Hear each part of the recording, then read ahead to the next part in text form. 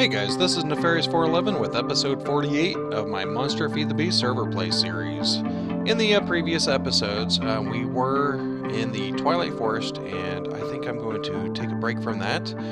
Mainly because I came back into my base today and noticed that my reactor had shut off because it was out of fuel. The entire capacitor bank has already depleted all of its energy, so I want to remedy that because right now it's been a manual process of making sure that I put in the yellorium and come over here to get the waste, and I can't remember the name of the waste. It's these little blue ingots. But I want to go ahead and hook it up to my AE system. This is long overdue. I probably should have done this a long time ago. Technically, I should be able just to put these access ports more towards the top, but I think I'm going to leave it as is for now. Mainly because I might want to access it later, and also opening that will make some of this liquid ender come out, and I don't really want to deal with that right now. So let me go ahead and run some ME cable, and this is going to be an import bus for the waste, and I can go ahead and just run it straight up into the molecular assembly chamber, and that'll be pretty simple to do. See if I can do this without accessing it. Still trying to get used to my quantum armor. Don't know if I want to wear it all the time. I'll probably put it back, put it on like a an armor stand or something. So in this episode, I would probably want to focus a little bit more on base cleanup, deal with the things that I've been meaning to do for a long time, just never got around to it. So that is going to be fun. There we go. I am going to use some of the ME conduit from Ender.io because I want to grab a couple of facades. So if I did this right, this should have exported, and sure enough, we have 64 yellorium ingots available in the system. And I am going to switch armors. I do not like the quantum armor. I am so much more capable of moving around with my thaumaturge armor. There we go. And facade. Let me see what kind of facades we got. Good. We got plenty. So let me run downstairs, plop these facades on. Come on. There we go. That looks good. Nice. So it's going to take a while for these capacitor banks to get up to the energy needed. I should probably, because I was actually in the base using some of the equipment, and I had no idea that the capacitor bank was running low. So I wonder if there's a way to sound an alarm or something, do a redstone signal whenever I'm really low on power. That might have to come later, because it doesn't look like these are just for redstone control, whether or not to input and output, but it doesn't look like the capacitor bank is going to have any kind of signal. Well, this one could do it. Emit signal when storage less than 75% full. That might be a nice one to have. So let me see. I should have an alarm here somewhere. Alarm. There, I could just craft one. So let me create one of these howler alarms. That's going to require 3 of these note blocks and a circuit. let me go ahead and grab that and do a circuit. And it does sound like it's raining now, unfortunately. Seems like it always rains on this server. There we go. Howler alarm. So let me run downstairs. I don't know if I want to hook it up to this power monitor or not, because this power monitor is going to have like the overall system. I don't know if that's going to also include like the capacitor bank storage. So less than 90%? Oh. There we go. That's kind of what I was thinking.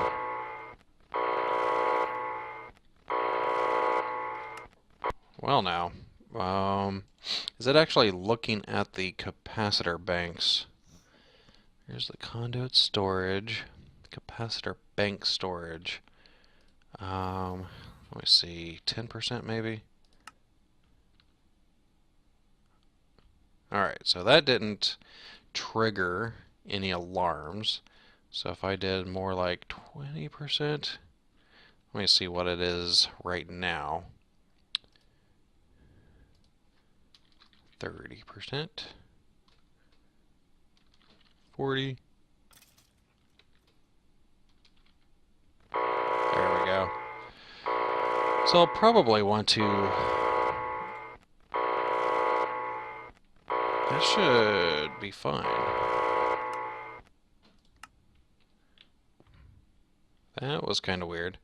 I should probably leave it off, at least for now, until this capacitor bank has a little bit more in there, and then I could start changing this to like 80% full or something like that. But for now, I think this will be good. I like the sci-fi one a little bit better.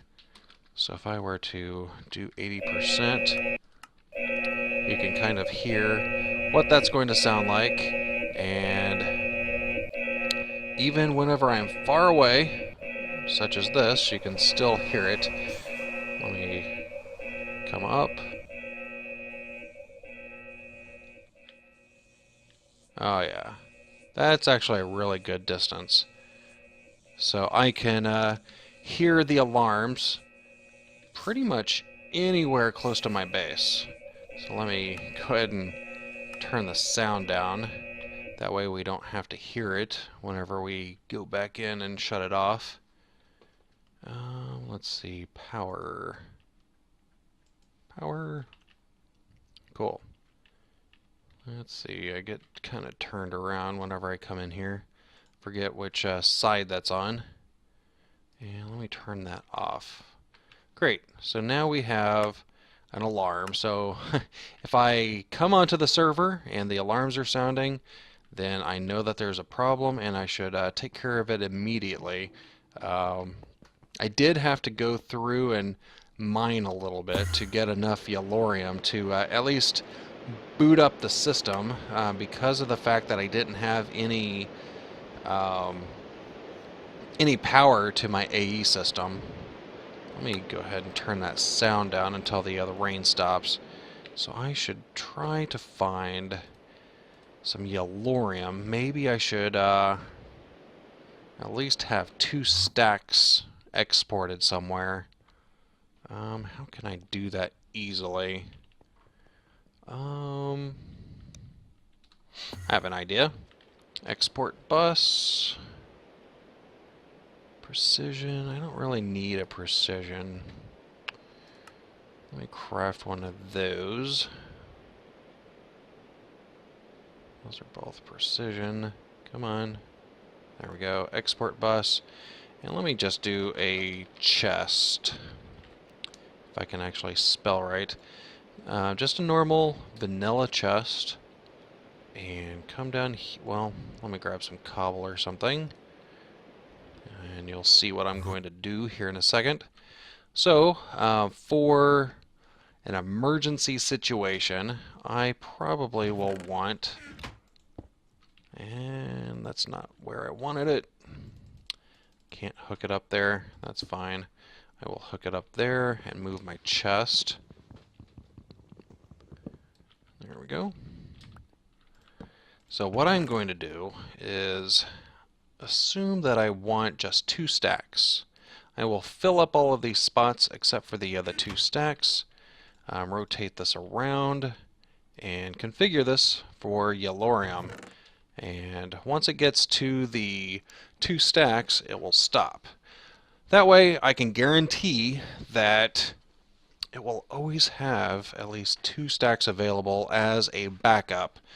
So then I would be able just to throw those in the system and be able to boot it up, all of the AE system, stuff like that, in that emergency situation. And I think that will help with future things. Alright, so the next thing that I would like to do is probably go ahead and get a roof on some of my buildings. Why can I not go up? There we go. You can see that I did create the roof over here, basically copying the same structure that we had on these 2 buildings.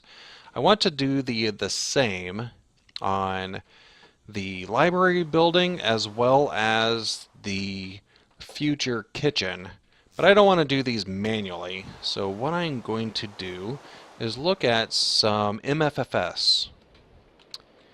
And MFFS is the Modular Force Field Security or System or something like that. I cannot remember. Let me probably turn off the synchronization. Auto search, is that right? Modular. There we go. Alright, so I already have all of these, but I cannot remember their names. So I need the projector. Oops, wrong box. Projector. Where did I put that stuff? Maybe I left it over here. No? Let me see if I can find that, all of the modular force field stuff. And I will be back, and then we will go ahead and set up a roof on these by basically just copying the existing roof of one of these other buildings. So I will be right back. Alright guys, I am back, and I was able to find all of the MFFS stuff. It was in a chest in kind of the back part of my base, and there's multiple parts. I probably won't cover in excruciating detail, but I have this coercion deriver, and this is basically converting the RF energy from my dimensional transceiver, Ender IO. That's outputting RF, and this is converting it into the energy needed for MFFS, which is Fortron energy, and this is measured in like kiloliters, so I'm assuming the energy is in some sort of liquid form, which is kind of interesting. And this is able to beam the energy over to the Fortron capacitor, and this is able to hold on to the energy. So if I were to turn this on, you can see that. Alright, so I guess I have to enable this one as well, which automatically detects other devices in the area that it can push the Fortron energy into. And I created, I should probably actually take a look at this, modular. So the coercion deriver is basically creating a bunch of these focus matrix. This is going to use that steel or HSLA, steel or pig iron ingots. And for 1 diamond, you get 9 of these. You have to create a lot of these because all of these focus matrix used in all of these devices, like here you can see that this is using an RE battery with one of these and a bunch of steel. The Fortron capacitor is using 4 of these matrix, battery, and some steel. And the force field projector is using 3, diamond, and so on.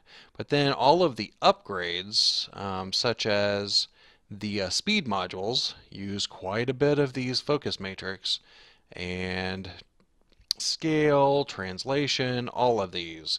So there's quite a bit of the focus matrix that you'll need. And I went ahead and created 20 of these speed modules, and I'll probably maybe split it in between these two, or maybe all 3 of them. And this should speed up. You can see the considerable increase. Yeah, it's increasing the speed that is receiving the Fortron energy. And I should be able to put these here. And let me just put all 8 here. There might be a balance that I'll have to figure out. But that should be good. Let me go ahead and get these full of energy. And what I'm going to do is run over to this building right here. I'll probably pull the roof off of this place. Just looking inside, it doesn't look like I'm going to snag anything non-essential. So the way I do this, let me see if I can remember this. I need to mark the corners of this place. And unfortunately, it's not going to be able to pull any of the micro parts. So I did use quite a bit of these forged micro blocks just for decorative purposes, and I'm not going to be able to use MFFS to actually copy those over. So it's kind of unfortunate. Why can I not pick this up? There we go. That's weird. Alright, so then let me go ahead and grab from this side. Basically do the same thing. I will put a block probably in the top corner. So that's that one and there. So cool. Let me make sure that this is high enough to basically reach all the way up here. And I don't think I'm going to be able to get much better than this. So let me go ahead and remove everything below it, because I don't want it to copy the netherrack, just the roof parts. It'll at least get one of these blocks, and I'll show you what I mean here in a little bit. Oh, come on. There we go. Looks like I'm going to need a little bit more potentia soon. Alright, so I have this active module. This is a custom mode, and that is constructed. Alright, looks like my internet derped again. I don't know what it is. Every time I'm playing on this server, my internet seems to flake out a little bit. As I was saying, I have this custom mode. It's created with, let me see, what's the recipe for this? You basically surround the focus matrix with cube mode, pyramid mode, sphere mode, and tube mode. And this is basically a way that you can specify like GPS coordinates for what you're wanting to use it for. So if I right click on that, you can see on the bottom left it's specified 0.1, and it gives me the XYZ coordinates for that. And if I come over here, right click on that, you can see 0.2, and I can also see them with the mouse over tooltip, and I should be able to shift right click and it saves that structure. So if I come over here, let me fly up to the top, and I throw this into the center here, you can see that it's trying to do something. But most likely I can't see it because I need to translate this up. So let me see. I might have to turn it off and on. Oh, I guess I just need to turn it on. Alright, so you can see that this, I can't get out of here. This is a force field, so I'm kind of locked in. So it's very important that you pay close attention to what you're doing. But if I raise this up a little bit more with my translation modules, you can see that this is indeed the roof to my building over there. Sweet. So let me raise it 3 more maybe. That looks correct. What if I raise it up 1 more? That is going to, well, I don't know. Is that correct? I do not recall. Why is that there? That's kind of weird. Let me go turn that off real quick. I think I'm having a little bit of artifacting on this. Okay, there we go. It's off. Let me turn it back on. There we go. And this could be handy for... Why is this showing 2 levels?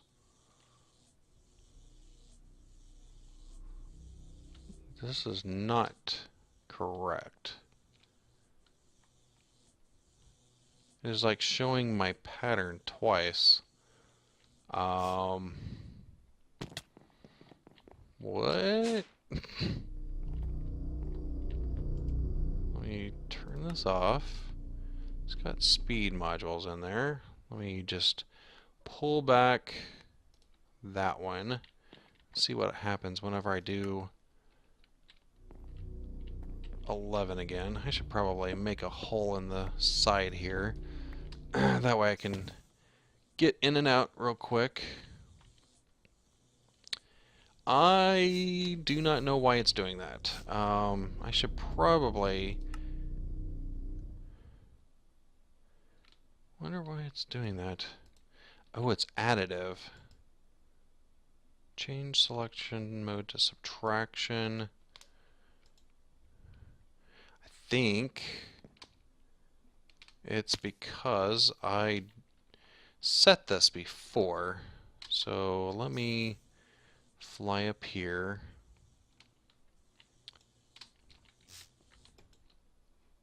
Field structure saved.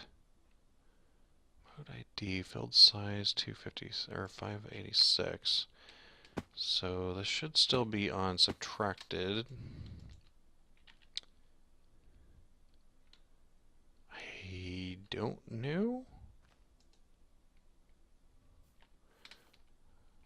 So if I did that right,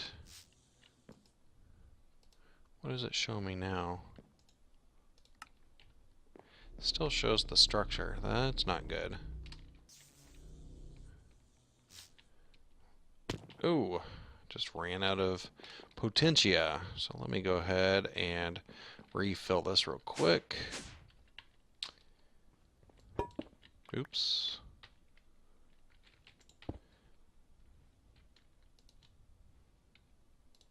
Here we go.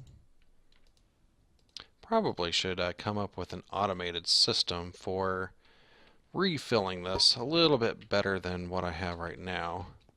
Because having to come in here is kind of crappy. Alright, so that did not work the way I was expecting it. Wonder how I can reset this whole thing. Maybe I should just create a new one. Yeah, let's go ahead and just create a new one. Probably just throw this one away because I do not know what I need to do differently. So to create a custom module, it's the one with the question mark. So I don't know how many of these focus matrix we have, and obviously not enough. So let me go ahead and craft some more. There we go. Need one of those. One of these. Pyramid. And of course, it's raining again. Sphere, and we should be able to create this now. Okay, cool. Let me put this one right here for now. That way we can identify it later. Alright, cool. So we're in additive right now. Come over here. Right click on that one, set point 1. Come up here. Right click on this one, set point 2. Shift right click, field structure saved. Alright. Crossing our fingers, we head back over into this room, throw it in here, turn this on, and we should see it just once this time. Cool, cool, cool, cool. That is exactly what we were wanting. And that storm looks pretty bad. And it does look like I should have gone up one more block, but that's fine. I can do that manually. But by itself, you can see that it is a force field. You can have this more of like squares or something like that. But for our purposes, we're wanting it to build out. And to do that, we need to have a chest, an inventory, next to the field projector with all of the materials needed. And now we just put in this field stabilizer module, and this is able to take the blocks out of the chest or the adjacent inventory and throw those up into where the force field is. And you can see that this might take a little bit. I don't have any more upgrades. Yeah, I'm pretty done with upgrades right now. We just have to wait for the force field to actually go through its process of copying all of the other blocks out. I think that I have enough in here, but we'll probably need to run over to the base, grab some more, and fill up the netherrack, but I'm pretty sure that this will be enough. This is actually really cool how it's able to do this.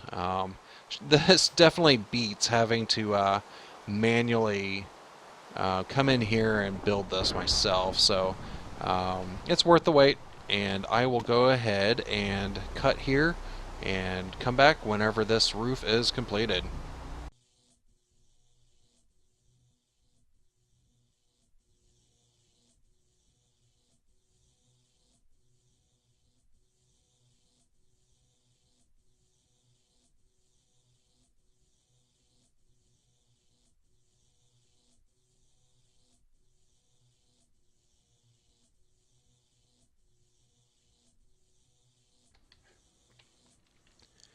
Alright, so it looks like it may have completed.